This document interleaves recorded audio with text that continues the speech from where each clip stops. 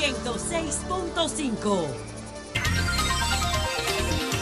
Bien, señores, con nosotros el diputado Rubén Maldonado, miembro del partido La Fuerza del Pueblo, vocero del bloque de diputados de La Fuerza del Pueblo. El proceso de La Fuerza del Pueblo interno es un poco distinto porque primero está un Congreso Constitutivo y después entonces está el Congreso elector para el que aún falta tiempo. De todas maneras, Rubén, ¿cómo está la Fuerza del Pueblo? Buenos días, Julio, Eury, Oli, un placer compartir con ustedes. La Fuerza del Pueblo va bien, vamos bien. Concluimos ahora el próximo domingo 21 nuestra primera etapa del Congreso, como bien tú planteas. Dividimos los temas en 15 mesas temáticas, las cuales ya agotaron todo un proceso hermosísimo, una experiencia sin parangón y sin ninguna referencia en la historia de Latinoamérica, y yo me atrevería a decir que hasta en Europa, porque es la primera vez que un partido político tiene que realizar un congreso de la magnitud que lo estamos haciendo nosotros en el medio de una pandemia y usando la tecnología como forma de comunicación, lo que significa que eso nos permitió a nosotros que este congreso fuera más allá de las 4 paredes que encierran a nuestra institución única y exclusivamente, ya que a nivel mundial se refirieron a los diferentes temas muchísimas personas sin necesidad de ser miembros ni siquiera a veces simpatizantes de nuestra organización política. Sin embargo, pudieron aportar ideas, pudieron aportar sus conocimientos y al final, los que estamos registrados como miembros del partido pudieron votar esas posiciones externadas por todos los participantes y dar el documento que el próximo 21 pues vamos a refrendar nosotros ya en la conclusión de nuestra plenaria. Y ahí en conclusión después vendrá, como bien planteaba Julio, el Congreso elector, que entiendo será un congreso que tendrá su conclusión en los meses finales de este año, ¿verdad? Después de octubre, por ahí, o noviembre, ya que es un proceso que, a diferencia del Partido de la Liberación Dominicana, que decidió hacerlo con estructura más cerrada, nosotros pretendemos que sean todos los militantes de nuestra organización política quienes participen de la elección de las autoridades de nuestro partido en sentido general. Y estamos trabajando para que por lo menos tengamos 1 millón y pico de militantes inscritos para ese Congreso. Diputado, aunque más adelante sigamos hablando de la Fuerza del Pueblo, hay un tema muy importante, ya que usted propuso ese proyecto de ley especial para conocer lo de las 3 causales. ¿Qué le parece la insistencia de las organizaciones que defienden los derechos de la mujer en el sentido de que las 3 causales deben incluirse en el Código Penal? Y cuando se les habla de lo de la ley especial, dicen que eso es mareo, que nuevamente serán engañadas. Bueno, ese es el gran problema que tenemos en República Dominicana, que no importa la posición que tú externes a favor de tal o cual situación, a veces hasta lo mismo que están de acuerdo, tienen la desconfianza. No hay ningún mareo en eso, no hay una actitud de querer aprovechar nada, simplemente quiero recordar que ese proyecto nosotros los introducimos en el Congreso por primera vez en el año 2017 y tenía como objetivo fundamental que el Código Penal pudiera desintoxicarse, sacar la parte que provocaba Rubén, la discusión. Ese es el mismo proyecto, Rubén, ese es el mismo proyecto de Orlando Espinosa. No. ¿Ustedes lo sometieron juntos o es un proyecto distinto? No, este es totalmente diferente. Este proyecto fue un proyecto que nosotros encargamos y nos reunimos con la Comisión de Justicia de la Cámara de Diputados cuando nosotros éramos presidentes y le encargamos que nos prepararan un proyecto donde participamos junto con algunos técnicos más para desintoxicar, como dije anteriormente, la posible aprobación del Código Penal. Y como veíamos que lo único que dividía a la sociedad dominicana para la aprobación y el Congreso del Código Penal eran las 3 causales, lo que hicimos fue entonces, porque hicimos un proyecto que inclusive, a diferencia de cómo se trata en el Código Penal, aquí hay todo un protocolo de comportamiento y de penalidades para cumplir y de actividades, inclusive de requisitos y obligaciones del Estado para con las mujeres que se vean en la necesidad de tener que recurrir a una de las causales que el proyecto de ley manda. Pero en esencia, lo que estábamos buscando en ese momento, independientemente de cuáles son mis criterios respecto a las 3 causales son muy conocidos. Recuerden cuál ha sido mi actitud desde la Constitución del 2010. Yo siempre estuve a favor de las 3 causales. En el Partido de la Liberación Dominicana, cuando militábamos en él, nunca hubo una línea de partido, porque siempre se dejaba que los legisladores actuaran libremente en función de su criterio. Y eso es correcto, porque tú no puedes pedirle a una persona que tenga un concepto y un criterio de fe, ¿verdad?, que sea parte de la iglesia y promulgue y sea un militante, que vote a favor de una decisión que va en contra de lo que son sus lineamientos y sus puntos de vista religiosos. Entonces, nosotros mantuvimos y seguimos manteniendo la posición. Ahora bien, la esencia fundamental de sacar las 3 causales del Código Penal busca y tiene como objetivo poder crear las condiciones para que un proyecto de tanta importancia como es el Código Penal, que dicho sea de paso, es bueno que se sepa, tiene alrededor de casi 100 nuevas tipificaciones de tipo criminal que no están contempladas en el Código actual, como son, por ejemplo, el ácido del diablo. Aquí, el ácido del diablo no hay notificación. La acumulación de pena. El chama que mató a la mujer y mató 3 niños. Pero, perdón, Rubén, el ácido del diablo es un intento de asesinato. Sí, pero vuelvo y te repito, no está contemplado. Es una agresión física, pero no está contemplado. Es decir, las sanciones no se corresponden con los delitos. Como ejemplo eso, ¿verdad? Eso pero la misma acumulación de pena. El chama va para la calle en 30 años y otro jovencito. Es decir, que ahorita con los 54 años o 53 años, él está en la calle como que no hizo nada y mató 4 seres humanos. Si hubiese existido aprobado el Código Penal, él no hubiese podido salir a los 54 años, porque hubiese tenido 120 años de condena. Y una pregunta, como esas, algo puntual, Julio, por favor, como esas causales se estudiarían en esa ley especial con todos esos detalles, en lugar del artículo 317, que hoy día es el que penaliza el aborto con diferentes penas, ¿qué diría sobre interrupción del embarazo o no se diría nada? No, el Código Penal sigue contemplando la penalización del aborto y yo particularmente estoy de acuerdo con la penalización del aborto.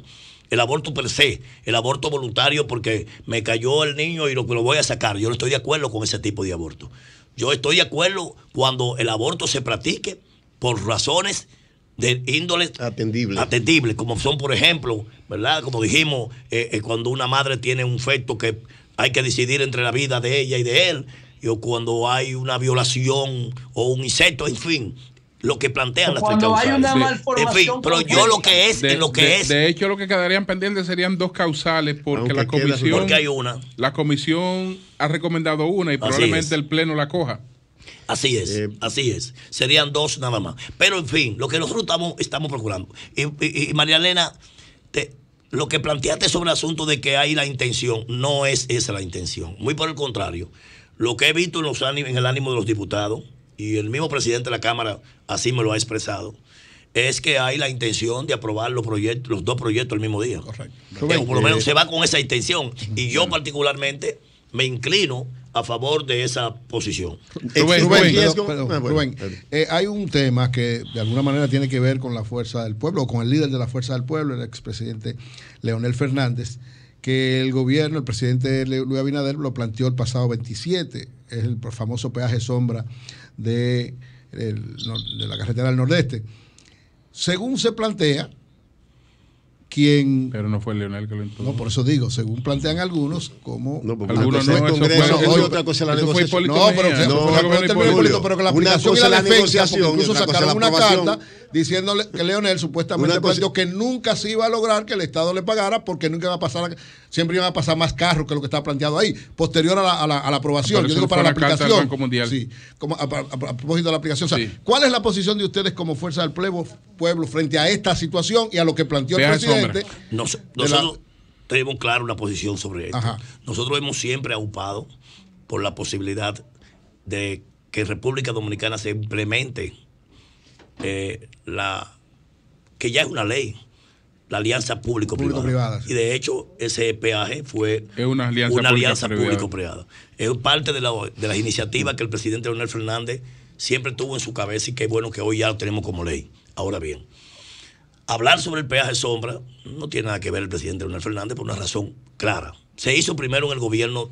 Sí, se aprobó en el gobierno de Hipólito. Se aprobó inclusive la negociación y se aprobó inclusive en el Congreso del PRD, siendo presidente del Senado de la República, Andrés Bautista. Sí. Entonces, se aprobó en el Congreso y se aprobó en el gobierno del PRD. El PRD, el presidente Leonel Fernández, simplemente, estando de acuerdo con un criterio que ya él venía alternando hace mucho tiempo, de la necesidad de desarrollar el país y con la utilización de la alianza pública-privada, pues le dio rigor. Pero eso no es un compromiso de Leonel Fernández. Pero ustedes como Fuerza del Pueblo están de acuerdo que haya una revaluación. No, pero no solamente de eso. Puede haber una revaluación de todo lo que hemos hecho. No cerramos, al contrario. Creo que podemos revisar y reevaluar y buscar mejores propuestas y mejores condiciones de negociación para la República Dominicana siempre. No hoy ni mañana, siempre. En ese aspecto estamos de acuerdo. Sí, Rubén, una cosa es la aprobación de un contrato, de que una obra se ejecute, y otra cosa es sentarse a negociar los términos. No, los términos están en el contrato. El peaje sombra está en el contrato. El peaje sombra está ahí mismo en el contrato. Desde que nació. Perdóname, ¿quién ejecutó la obra? Y, es decir, si el presidente Fernández no tuviera responsabilidad, si esa obra no lo hubiera ejecutado. No, pero espérate, si ya hay un contrato firmado. Pero el presidente está obligado. El grave problema. En todos los niveles. El grave problema. Lo que pasa es que la clase política dominicana. Ellos están de acuerdo, Julio, con negociarlo, porque ellos no entienden lo leonino que es el contrato. Yo no estoy disculpando a nadie. Déjame decirte, tú sabes que la clase política dominicana, lamentablemente, lo que se dedica es autodestruirse, porque hay un elemento que fue lo que llevó al asunto del financiamiento. Esa obra no se proyectó cuando Hipólito en principio, ni siquiera con financiamiento, sino era una obra que la iba a asumir el gobierno. Sí. Pero vino la crisis bancaria, no había un peso para financiarla y hubo que apelar. Y se financió con garantía del Estado Dominicano. Y hubo que apelar un financiamiento de 30 años. Julio. Pero el dinero lo puso el pueblo dominicano, el mismo que está pagando el peaje sombra. Sí, pero porque la garantía para el préstamo. Pero eso lo que pasa es que aquí, por eso es que yo cuestiono muchas veces. ¿Y quién paga? El pueblo. Sí. Pero eso no está en discusión. Entonces, eso es un tema, oye, que hace tiempo que debió renegociarse. Ese es un punto negro en lo que han gestionado este Estado. Pero incluyo todos los gobiernos. Lo de Danilo, lo de Leonel y el de Hipólito. ¿Cómo es fácil renegociarlo ahora que se renegocie? Bueno, yo estoy es bastante fácil. No, yo no digo que es fácil. Oye, yo no he dicho que nada es fácil. Sí, pero lo malo de eso todo es algo infame, que en cualquier tribunal donde tú vayas a discutirlo o en cualquier litigio que se organice o un acuerdo para renegociarlo, definitivamente el Estado Dominicano. Sí, pero Oli, la infamia no está ahí.